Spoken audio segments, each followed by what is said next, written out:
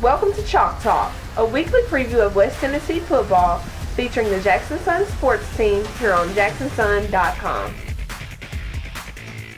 Hey there, I'm Brandon Shields, the sports editor of the Jackson Sun, here with Craig Thomas, our local college sports writer, who you pretty much cover local college sports, and sitting here talking about our local games this week on Saturday, breaking down the games that are coming up this week, and you got kind of a full plate after you had kind of an easy week last week, just hanging out in the office with nothing else better to do but twiddle your thumbs. And right, yeah, that's exactly how it went. What else? You and Josh are sitting there watching games all day. Right. But this week, you got a busy week going on, and starting out with a pretty big conference game for UTM. They got Eastern Kentucky. Are they coming here, or are they going to Eastern Kentucky? They'll be here. They'll be here in Martin. That'll be a noon game. It's the OVC game of the week, which basically just means it's being streamed online. Mm-hmm. So I guess an opportunity for a little exposure that way. But a very, very important game for UT Martin. Obviously they want to improve to 500 overall, but more importantly, this is the first conference game, and it's a tough conference game. Eastern Kentucky is a team that's pretty solid at everything. They're 3-0. They've beaten an FBS team in Miami of Ohio. Oh wow! They've run the ball well. They pass the ball competently. They've got a good defense. There's really not a whole lot of weakness that's been exposed for Eastern Kentucky in the last few weeks. Tough game for them too, and a game that I think they're going to be emotionally ready for, just given what happened last year in Richmond. UTM had never won in Richmond before and had only beaten Eastern once. Well, then they beat them, 16-7. Obviously, they played good defense, and I think that's kind of the biggest key. UTM had coming off that NAIA game against Cumberland last week. Overall, pretty good. Mm-hmm. I think Jason Simpson was pretty pleased with just the way that the course of the game went. They gave up one touchdown due to a blown coverage, but overall, not too many just egregious mistakes, and I think that was the biggest key.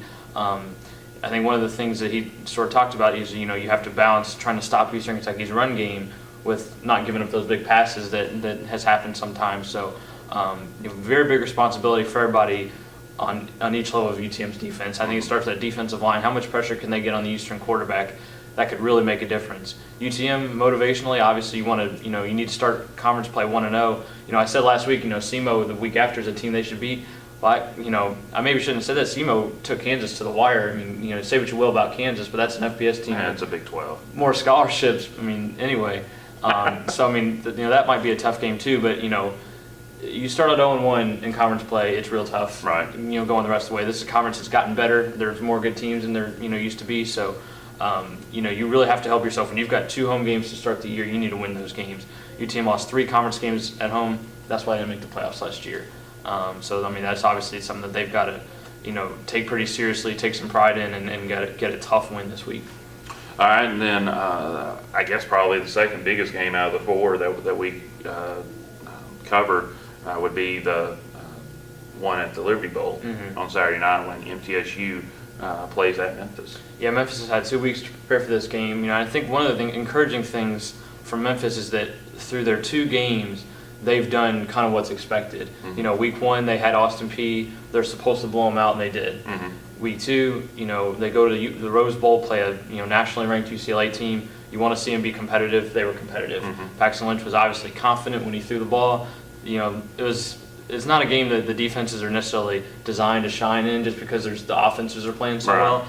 UCLA's defense didn't expect to give up 35 points either. But overall, I think both games that Memphis had, you have to be encouraged by what they've done. If they can keep that up, they can beat Middle Tennessee, a team that's given them some trouble in the last few years. Mm-hmm. And I think if Memphis can get out of this 2-1 after this week, you got to like their chances in the American Conference, at least as far as competing. Yeah. And whether they're going to win the thing, it might be tough. There's some pretty strong programs there, but through 2 weeks, Memphis has shown a lot of good signs on offense and defense. You limit the turnovers, force whatever turnovers you can, and don't drop passes, and you can compete in that league. And I think that's kind of the goal for Memphis at this point. All right, and also Lane is on the road. It's going to be a pretty painful road trip for him. I guess that was a pretty painful joke, too. Lane will be in Augusta, Georgia, to play Payne College, a team that's not new to the conference, but it's new to the conference in football. This is the first full football season they've played in over 50 years. They just brought the sport back. Oh, wow. And, Lane has not had the best first 2 weeks. Obviously the first game here wasn't very good at all against Benedict. They were better last week at Clark Atlanta, and one of the important things is that they got better quarterback play. Roderick McKee is a junior college transfer, was actually the conference newcomer of the week, had a pretty decent game. Not good. They had a 17-0 lead and lost 20-17. So obviously that's not good to blow a lead like that. Right. But I think you have to be encouraged by the fact that it wasn't just a mess that first week was. They were, they played some reasonably good football, and you got to like Darius Mitchell, a guy that's caught a lot of passes, short passes, a 5'8" guy from Memphis, so not a big guy, but he's really helped them in the first 2 weeks. And I think in addition to Duke Coleman and Johnny Ivey could, give that quarterback, be it McKee or whoever else it might be, some good options to throw to. And Malik Hoskins said this past week he thinks McKee's going to be that guy, and so I think he has to be encouraged the fact that he's got somebody he feels like at least through 1 week he can rely on to take a hit, make a good throw, and then if things get tough on that drive, to sort of stick with it and make good decisions. So this is on paper will look like a winnable game for Lane. Payne's 0-2, not unexpected given that this is their first full year. Right. So definitely not a real opportunity here for Lane to get a road win, kind of get back on track a little bit, have a good couple weeks before they come back home in the beginning of October. Joke wasn't that painful, was it? Yeah. All right. Last game, Bethel is going to Campbellsville, up in Kentucky. Is Bethel going to be able to avoid kind of what happened last year? Boy, I don't know. It looks tough right now. I mean, they've got to find some solutions, and frankly, through 3 weeks, they're just not showing any signs that they're any closer. That's the unfortunate thing. Last week they went up to Georgetown, and look, Georgetown's good. Okay, Yeah. I mean, Georgetown has always kind of had Bethel's number, except for that one playoff game a couple years ago. And so I'm not surprised at all that Georgetown won the game, but when you're losing 63-7, you've got issues everywhere. And I think it starts really with offense, because Bethel cannot maintain drives. They're not giving their defense much of a chance. Eventually the dam's going to break, and if you've already got some defensive miscues, that you've been having, it makes it even tougher. We kind of harp on it probably too much, but that passing offense is just not getting it done. Right. 5 of 17 is not a competent passing offense. Got a couple interceptions. You don't really have a sustained running game built yet. Chuckle Fitz, I think, was 16 for 64, which is okay as far as yards per carry standpoint, but there's just so much inexperience from the skill positions. I think it's going to be really tough. It's going to be a really tough process for Bethel to build this offense. Defensively, you'd think there's a little bit more to lean on. You've got some seniors, especially that linebacking core. You feel like it's probably pretty good. You got a good DB in Stoney Burns. And you've got some talent throughout that defense for sure. But I mean, they got to show it. Campbellsville might not be Georgetown, but I mean, this is still a team that has had 400-yard offense games. So it's not going to be a whole lot easier. And I think the thing for Bethel is just kind of get better each week. You can't have these blowout games because you lose 63-7 anymore, and you're going to the discouragement's going to start to pile up.